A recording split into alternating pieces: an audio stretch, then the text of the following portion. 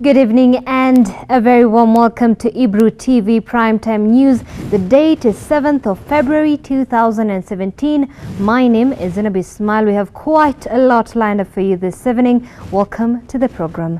Now, a section of legislators from the coast have accused the government of politicizing the war on narcotics as the country nears the general polls. The leaders, led by Mvita Member of Parliament Abdul Swamad Nasir, said the Jubilee administration was making a mockery of the war on drugs by defaming individuals without actually taking any substantive steps. The war on drugs is now taking a new twist. Opposition MPs from the coast have launched an onslaught against the government, saying the timing of the renewed campaign against narcotics is too suspicious. Mwaka 2007 haya mambo yanazungumzwa na hasa wakati wa uchaguzi. Na hata leo ukienda utakuta sehemu ambazo zile mihadarati inauzwa, watu wanakaa zaidi ya 500 400 wako pale wanauziwa, wale wanatumia, wao hawaoni. Hawajui nani anauza pale. Kwa nini wasiende kumshika? Lakini sasa wao wanataka kuleta hii, inaonekana kama wanataka kuharibu mji wakati huu hasa wa uchaguzi. The legislators noted that the move was aimed at defaming the character of a few individuals to cripple them politically. Kila wakati tunasikia tu majina yanatajwa, majina fulani, lakini hatuoni hatima ambayo inachukuliwa haswa muafaka na haswa hususa. Kwa nini swala hili huwa linakuja tu wakati tunakaribia uchaguzi? They challenged the national government to take action against those found culpable of the vice if they already have the names. Na hatutakubali tukifungua magazeti tunaona majina na wengine wanapakwa matope, wanaambiwa kuwa sisi tunataka ukweli kama wa Kenya. It is high time. Tell us the truth. Give us the evidence. Let us see the evidence. Tuone evidence na tuone kila kitu kikifanyika.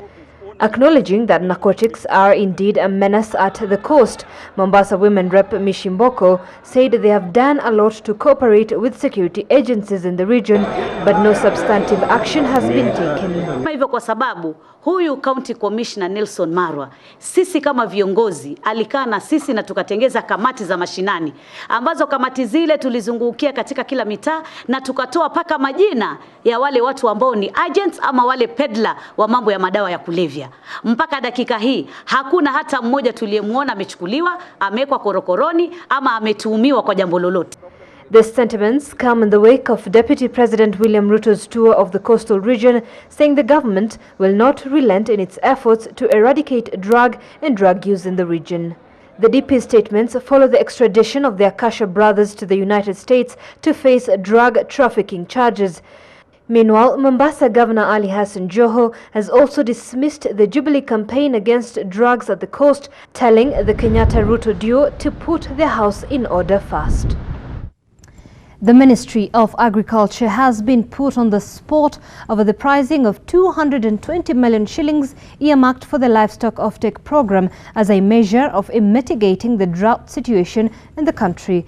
The National Assembly's Agriculture Committee raised queries over how the ministry and the Kenya Meat Commission settled on buying the hunger-stricken livestock at 8,000 shillings instead of 18,000 shillings per head, despite the condition and size of the livestock. MPs led by Busia Member of Parliament Florence Mutua, Samburu MP Maisori Leshamo and the committee's Vice Chair Karek Mbuki questioned who pocketed the 10,000 shillings difference in the drought program. At the same time, the ministry is requesting additional 3.15 billion shillings for the next 3 months to cushion the pastoralists as the drought festers on. However, that was not taken well by the committee members who claimed that the ministry has not given a progress report on various allocations. Nimetoka Samburu jana. Na nimetoka mpaka Baragoi mpaka area hiyo yetu ya Marsabit. Within 2 weeks hakuna ng'ombe area hiyo yote. Imeisha. Na sijui kwa sababu ile mpango pia mnafanya kwenda kuchinjia na nini. Hakuna mtu anaenda kula nyama imechinjwa, imekufa peke yake. Kwa hivyo pia ile mnangoja ikuche kabisa mpaka hata umba hawezi kula hiyo ng'ombe ikikufa peke yake. Hiyo ng'ombe inakubaliana na watu wa county na watu wa national government na community. Wanakubali hawa ndio ng'ombe tunahusia nyinyi. Hawa ndio tunachinjia. Hatuwezi kuchinja ile ng'ombe imekufa kwa sababu hata sisi tunajali maslahi ya watu kule. Lakini historia wanapeana hapa maneno mwaka rudi. Tafadhali tuambie ukweli. Hiyo pesa tulikuwa tumeweka kwa budget na akawa promised itaenda mpaka pande ile. What is the status? Maneno imefikisha wapi? Away from Parliament, the Independent Electoral and Boundaries Commission is far from the 50% mark of its voter registration target, which is in its third week now. Central Region and the Rift Valley take the lead with 66% and 58% respectively. The Eastern Region and the Western Region has recorded 52% and 35% respectively. IBC CEO Ezra Chilaba says the Commission hopes to achieve at least 4 million registered voters by 14th of February, which marks the last day the mass voter listing exercise takes place. The Commission has warned that the period of mass voter registration will not be extended.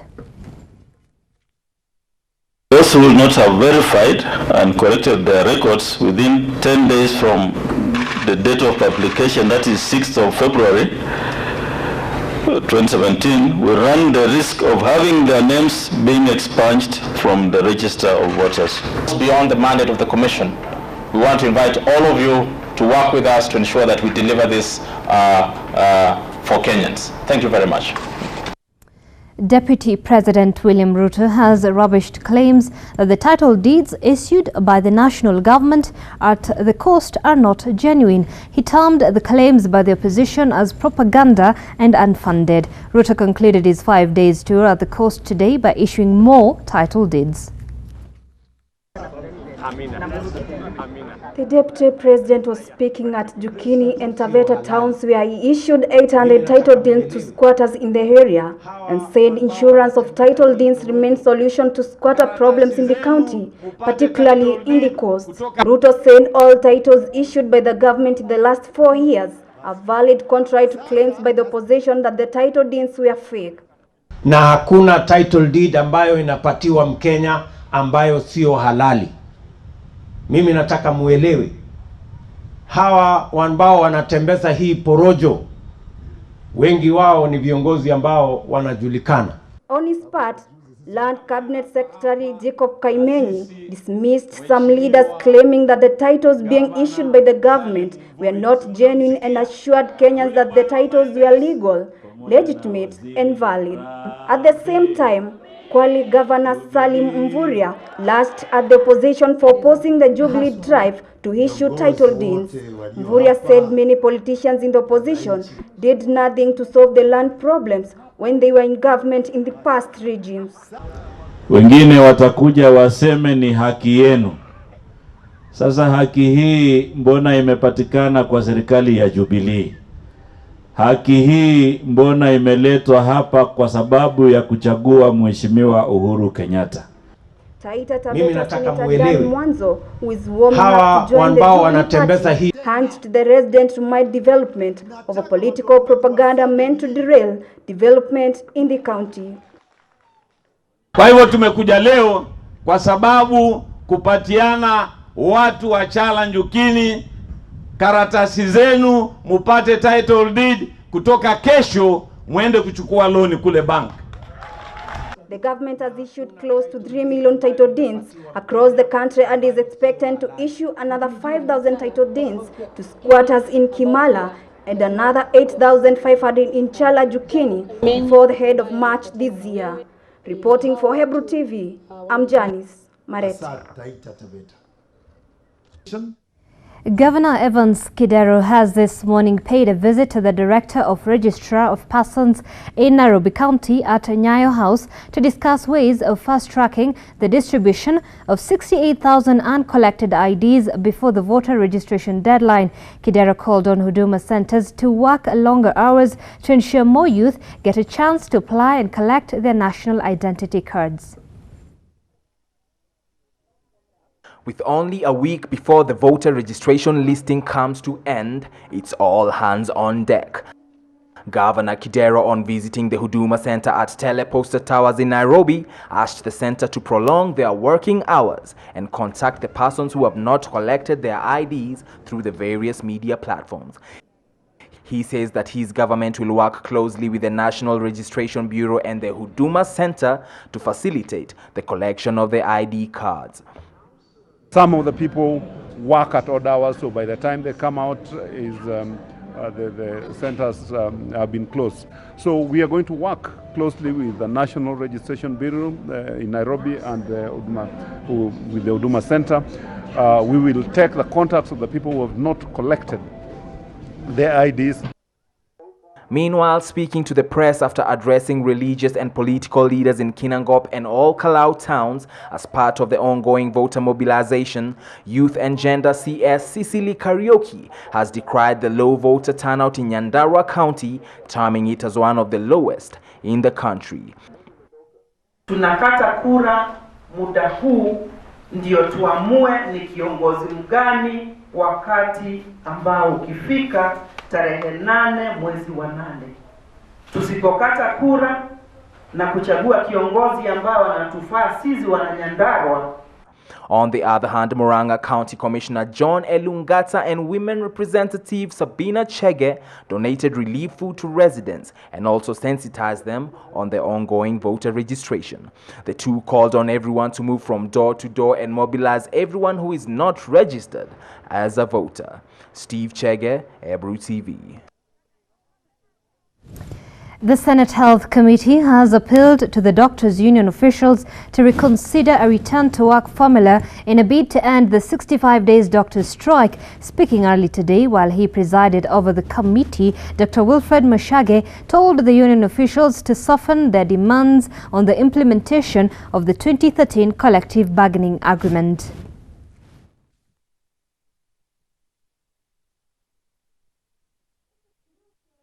For 65 days now since the commencement of the countrywide doctors' strike, the doctors' union officials have maintained that no return-to-work formula will make them resume duty, but the implementation of the 2013 collective bargaining agreement, a plea that has not seen the light of the day thus far. The health bosses on their part have termed the CBA illegal. The court has pronounced itself the strike is illegal. Therefore, I want you to understand that we must operate within the regulations. In a bid to resolve the matter that seems to have run out of hand for the parties involved, the Senate Health Committee early today had its input. I want the government not to think that really jailing doctors was something of an issue to talk about. I want them, they cannot just replace doctors like that with the doctors from Egypt. I've worked with doctors from those countries when there was a strike like this once, and they were pathetic because they understand nothing on tropical medicine. The committee chair, Wilfred Mashage, further blamed the government for being reluctant in looking into the doctors' pleas. On the other side, the committee wants the doctors' union officials to reconsider a return-to-work formula in an effort to alleviate the health crisis being experienced in the country. My appeal to you is soften a little. And I'm giving you this appeal also as an older brother to you. Do not hang and say, unless it is the CBA, to the point, no discussion. The union officials on their part say that they are ready to compromise, but only on the basis of the CBA. We would not take 2 or 3 days to solve this problem if the basis of engagement was the collective bargaining agreement 2013, which is the dispute the doctors have put before this country. Increment of their basic salary is just one of the couple of things in the 2013 collective bargaining agreement, but the doctors decry that the government is only basing their argument on salaries. We admit that where we have reached, it's very difficult because there is no honesty between the parties, and we would like a solution to come so that if we have a document of engaging moving forward, then at least we'll be able to say our issues have been safeguarded, and you can go back to work and know that there's somewhere to fall back to in case of, people reneging on their agreements in the future. Meanwhile, the doctors' union officials have up to Monday next week to end their strike, failure to which they will serve a 1-month jail term.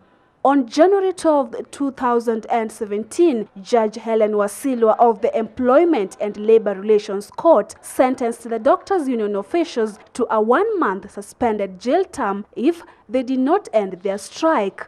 The sentence has been put off for 3 times now to allow for talks. Purity Museo, Ebru TV. The Kenya Film Classification Board has now admitted that the proposed film bill is defective and needs some changes. The board has organized a meeting with the stakeholders in the industry in a bid to relook at it before being tabled in the National Assembly for debate.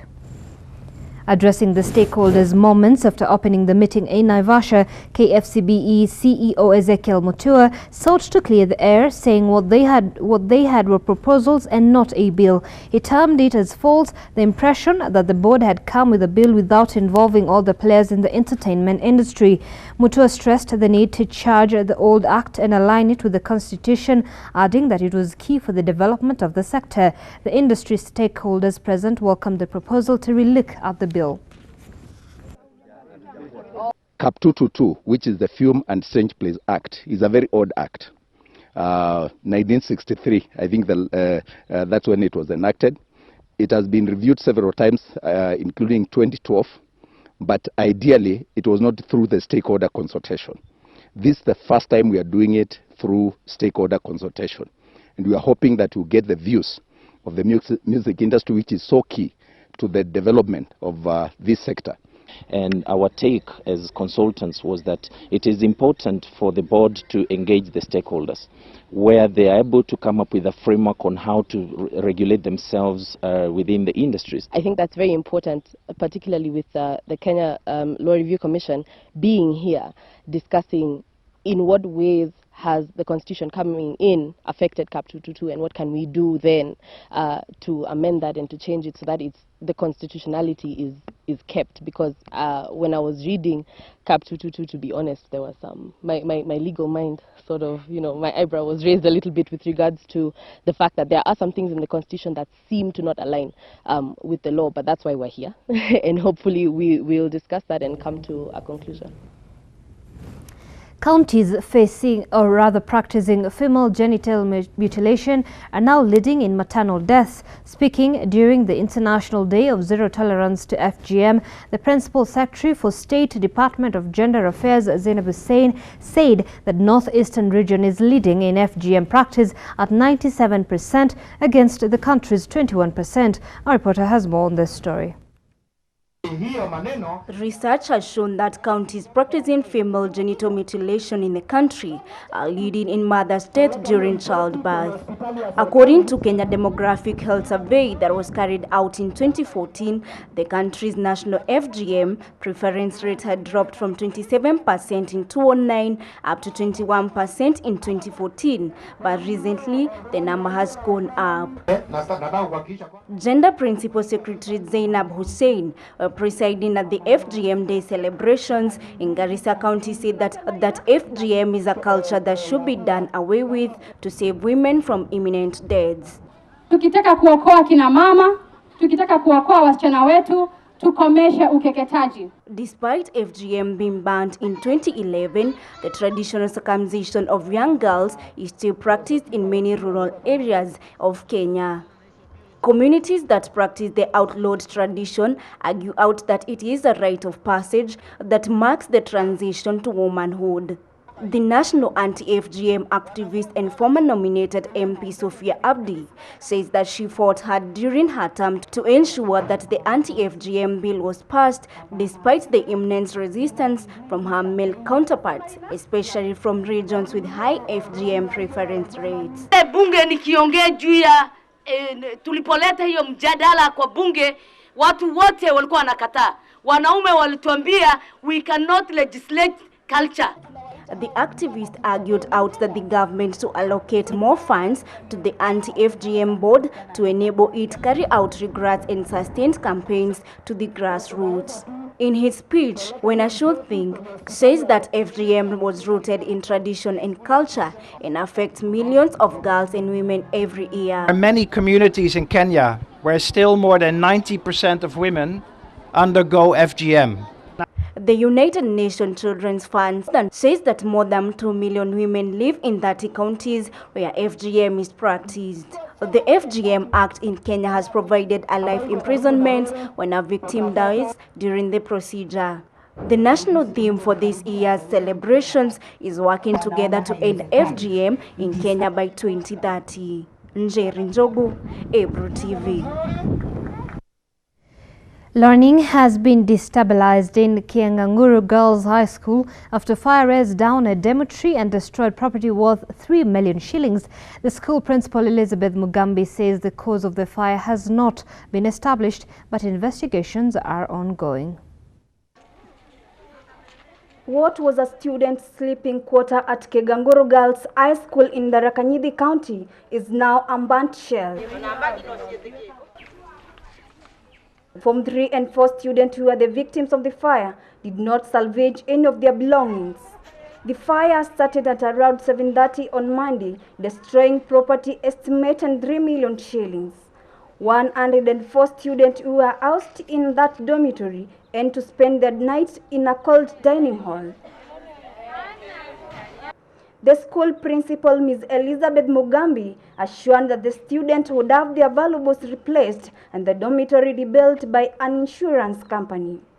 The dorm accommodates Form 3 and Form 4 students, and their things have been completely destroyed because the whole dorm is down, but the dorm was insured. We had insured the dorm with the CIC. I have already called the insurance people so that they can come and establish, so that they can assist us rebuild the dorm and also help the students to settle. We are going to settle them so that learning can continue. The cause of the fire is yet to be established, but investigations are ongoing. Reporting for Ebru TV, I'm Janice Mareti. We're going to take a short break. We'll be back with business news.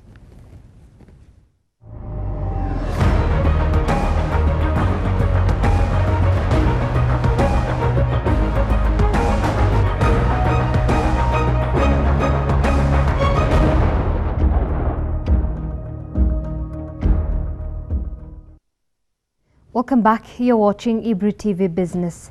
Now, President Uhuru Kenyatta has commissioned the 2017 KCB to Jiajiri program, benefiting more than 10,000 young Kenyans. President Kenyatta commended the Kenya Commercial Bank Foundation for its innovative skills development and job creation through support for self-employment. The 2017 KCB to Jiajiri program has been commissioned. The program benefits over 10,000 young Kenyans through skills development and job creation through support of self-employment. While presiding over the event on Tuesday at Safaricom Stadium, President lauded the Kenya National Bank for its effort to support the youth. The Tujiajiri program indeed is truly remarkable in its responsiveness to national needs and its level of ambition to unleash the potential of our young people. The President also called on the youth to actively participate in this year's election process so as to choose credible leaders to bring positive change in the society. The President urged the youth to take a firm stand to support the peace and national cohesion before, during and after the elections. And for all of us to say no to chaos. Remember that Kenya belongs to you and the future generations. Play your role. Please play your role in ensuring that Kenya's future remains bright and hopeful. The Tujiajiri program is expected to reach 50,000 youth and informal sectors entrepreneurs within the 5 years. It is designed to bridge the unemployment gap that exists among the youth caused by lack of skills and limited access to business capital. Victoria Amunga, Ebru Business. Become the future business owners. The High Court has dismissed cases lodged by 3 former employees of the Kenya Pipeline Company seeking to be reinstated to their former positions in the company. Former Company Secretary and Acting Managing Director Ms. Flora Okoth, former Internal Auditor Francis Mwendwa Titus and Chief Communication Officer Jacinta Seko Ochieng filed petitions against KPC on diverse dates, and their cases were heard at different times by different judges. Justice Ndolo dismissed Flora's conservatory order prohibiting KPC from shortlisting, interviewing or recruiting of any person to the position of Company Secretary.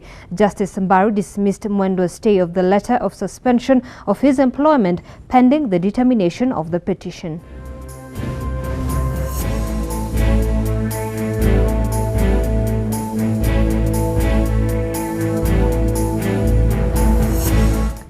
Now, plans to revive tourism in KIWAAYU Island and Mkokoni area in Lamu East constituency are underway. The tourism sector collapsed in the 2 areas due to the kidnapping of foreigners experienced over 7 years ago.